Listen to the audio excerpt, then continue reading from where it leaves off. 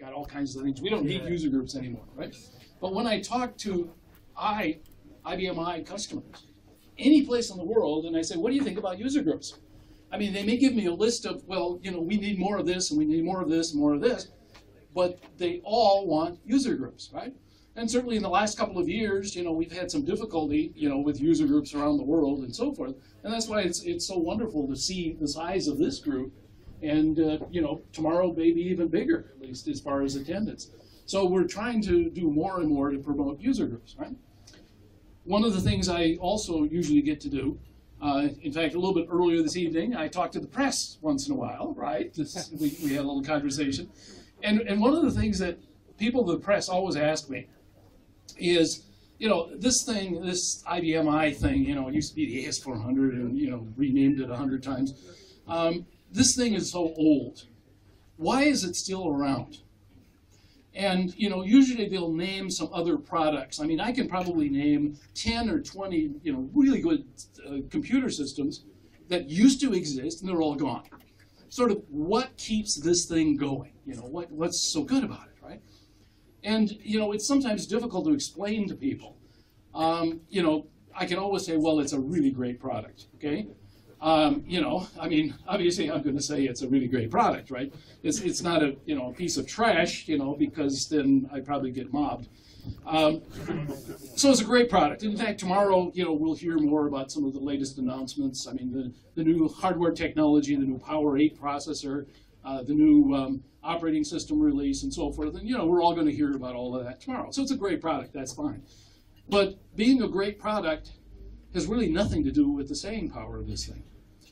There's, as I mentioned, a lot of great products out there. I mean, I could name a lot of systems that were absolutely fabulous systems, and they're long gone.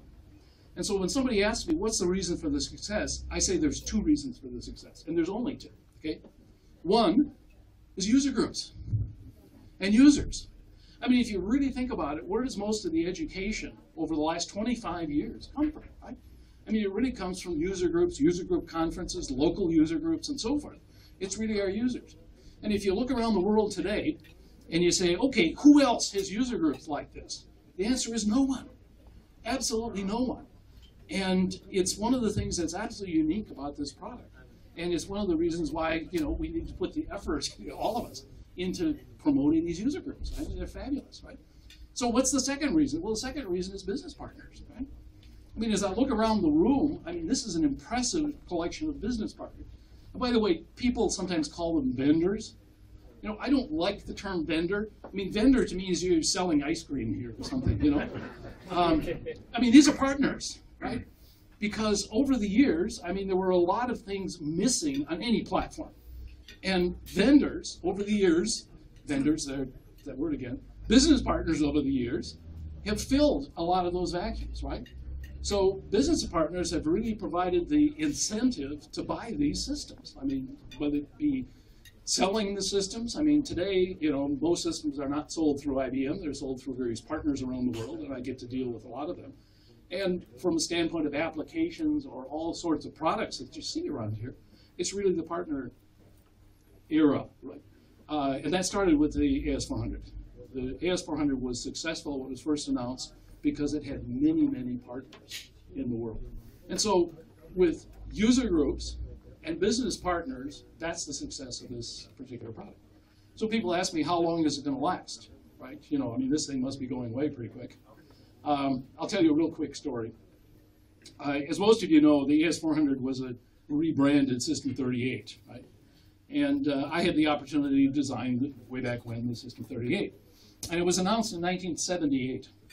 And in that era, within IBM, in fact, within the industry, there was a belief that a computer system lasted exactly 5 years, okay? And only 5 years, right? And sure enough, if you looked at, you know, most of the history of most systems, what you would find is that, you know, IBM or anybody else would announce a new product, a new computer system, and it would take off in sales. It would do really well, but then it would sort of taper at the top and start down. And if you didn't replace that system within 5 years, or, you know, maybe 6 years at the most, you would lose that business. And so every 5 or 6 years, you had to replace the system. Well, it was announced in 1978. It was called the System 38.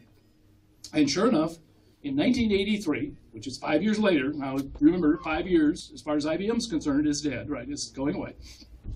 I get called into Armonk, New York.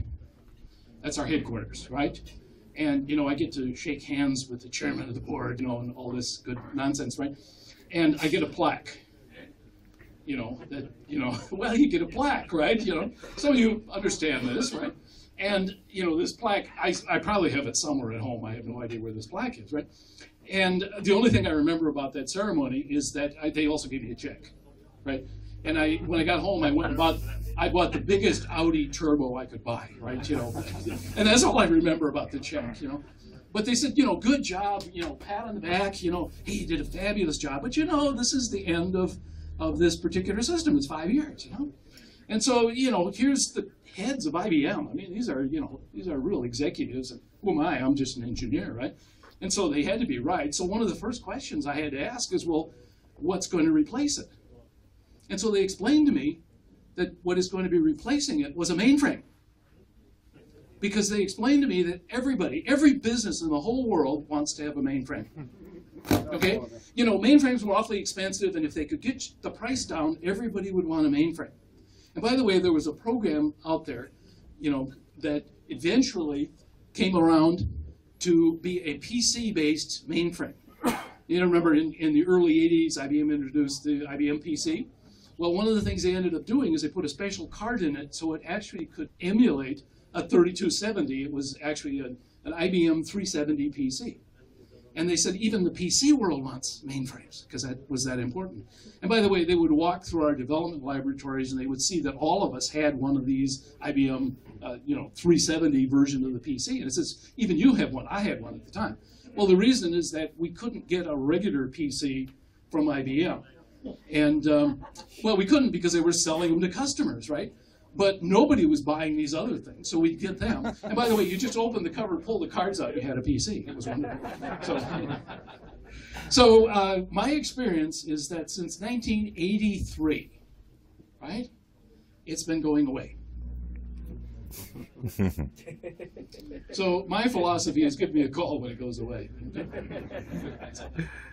Well, I'm not going to bore you too much because I'm standing between people and drinks and a few things. So I just want to say welcome tonight. And it's an amazing group. I've been to Common Europe events for a number of years. I very much try to support Common Europe, as well as Commons and user groups around the world. And so I'm extremely happy to be here. So welcome and enjoy the evening. Thank you.